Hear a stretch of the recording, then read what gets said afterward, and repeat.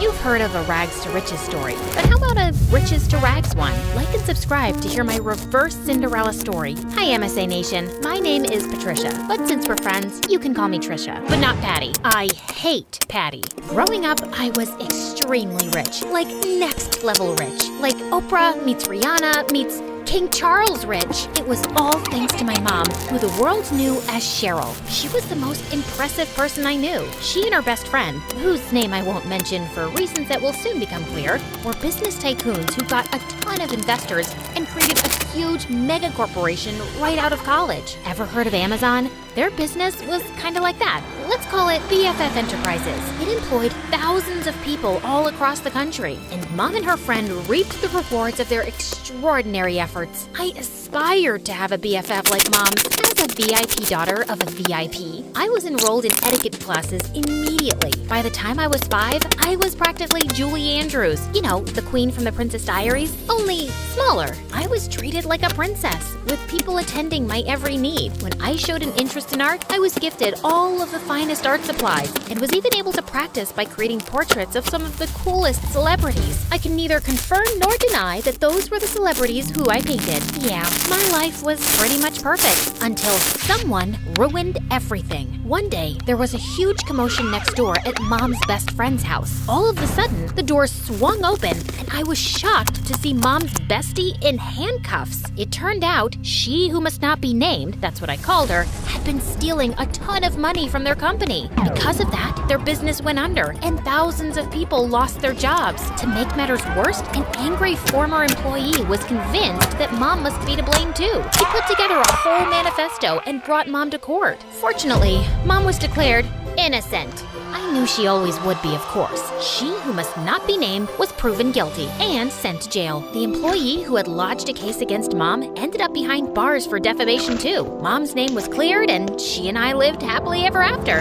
That's the end of my story. Thanks for tuning in. Just kidding. It got a whole lot worse from there. Even though she was innocent, the public knew Mom as the face of the company, and they were mad. Mom and I weren't exactly well-equipped to fight off an angry mob, so the government intervened for our safety, and we were forced to join the Witness Protection Program and completely change our identities. We were given cover stories and everything.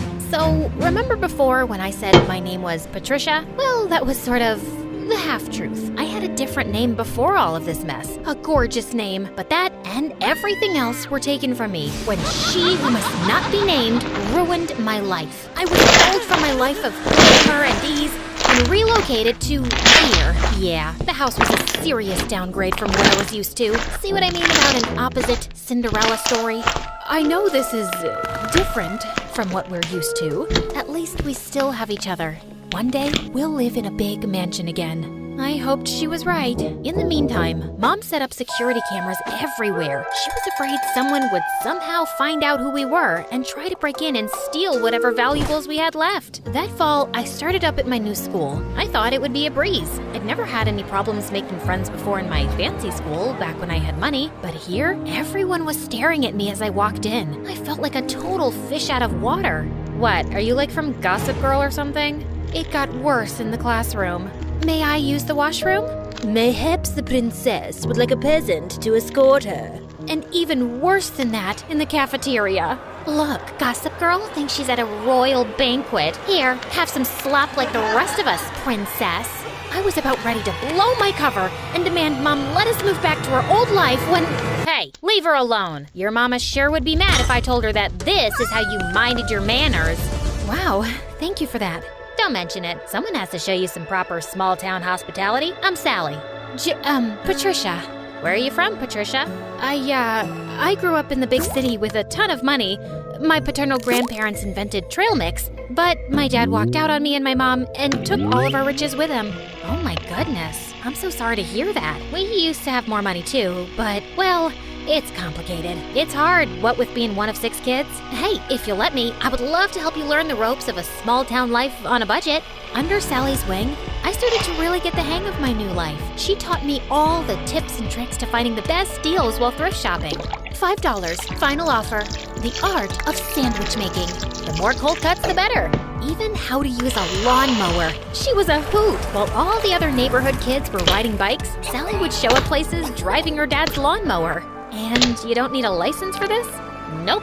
Weirdly though, I never actually saw Sally's dad, but more on that later. Sally encouraged my painting, even if it meant using unconventional canvases. She was the most thoughtful friend I ever had. In turn, I taught Sally all about how to host a proper high tea and even how to ballroom dance. Sally was a total girly girl at heart, and I could tell she appreciated feeling like a princess for once. Over time, Sally and I became inseparable, and we especially loved taking her lawnmower out for joyrides. Hey, instead of zooming around town, why don't you put that machine to good use and mow my lawn? I'll throw you $20. $30. Final offer. The haggling skills Sally taught me were really coming in handy. And that's how Sally and I started earning some extra cash. In the beginning, we had a handful of customers, mostly our friends' parents, who paid us to mow their lawns and rake their leaves. But then, Sally had a fabulous idea. Trisha, you're such an excellent artist. We should offer painting services too. You can even do customized designs.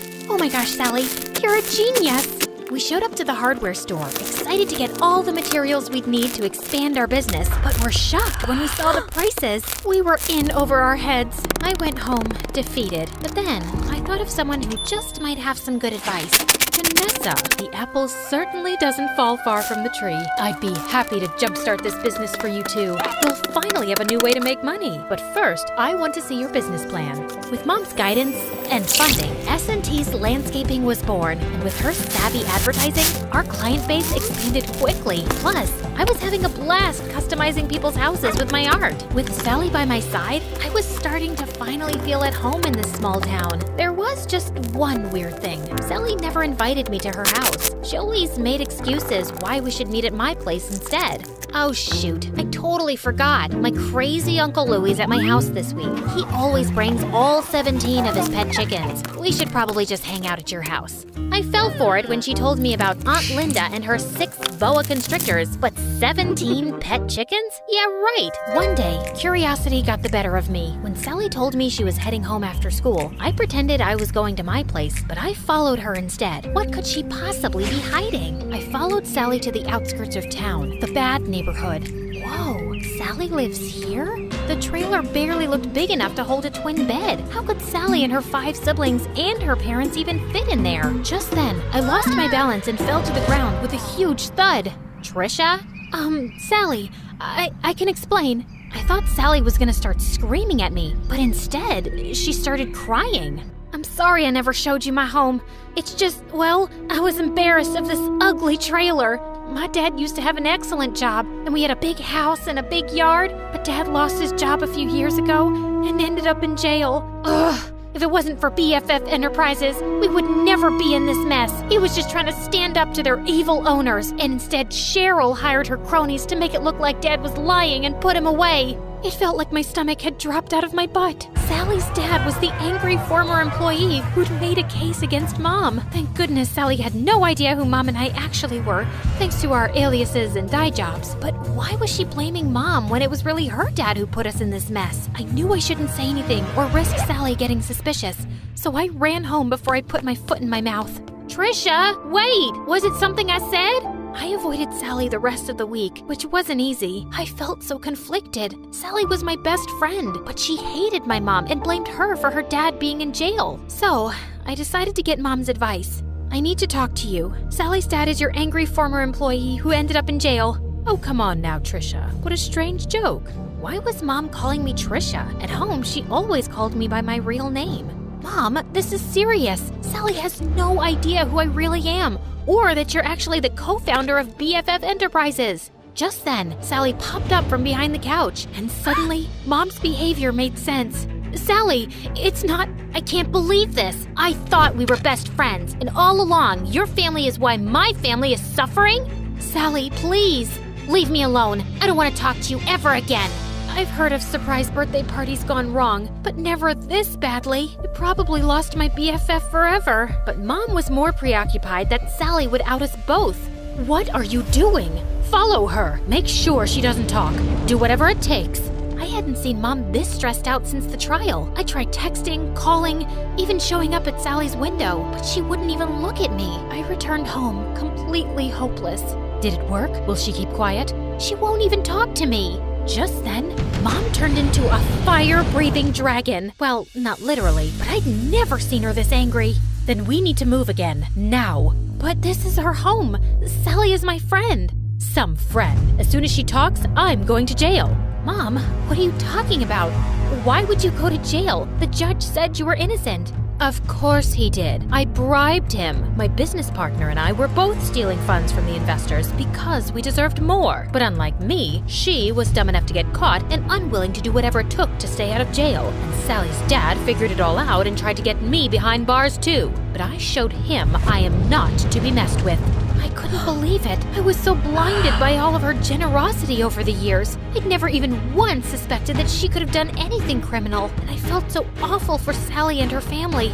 They didn't deserve this. But then again, how could I choose between my mom and my best friend? What Mom said next, though, made everything totally clear.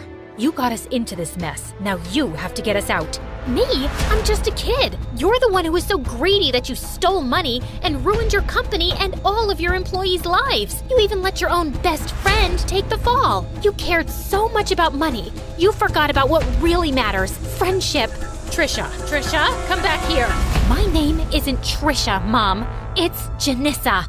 So, let me reintroduce myself. Hi, MSA Nation. My name is actually Janissa. Pretty, right? Okay, back to the action. I grabbed the security cameras on my way out and headed straight to the police station. It had our conversation and Mom's confession recorded. The police took my mom away, and because I had just turned 18 recently, they let me take care of myself. And that night, the story was all over the news. I knew I'd done the right thing, but I'd never felt lonelier. The next morning, I woke up to a knock at the door. Sally, you have to believe me.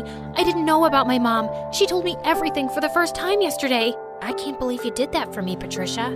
Well, I had to. It was the right thing. I mean, sure, I probably could have bounced from town to town with Mom for years, pretending to be someone I'm not, but I don't want to be like Mom, throwing my friends under the bus and not caring about hurting other people. I would choose friendship over luxury 1,000,000 times. And by the way, my real name is Janissa. It took months, but after campaigning tirelessly, we finally got Sally's dad out of jail and back home where he belonged. With Mom behind bars, I was finally free to come out of hiding. Even though I was totally free to move back to the city, I decided to stay put in this small town. After all, this had become my home. I even asked Sally's family to move in with me. Plus, Sally's dad was able to take over the landscaping business. With him in charge, business is booming. Everyone is just so thrilled that he's back home where he belongs. We did have a company name change, though. I'm just so happy to have my best friend by my side.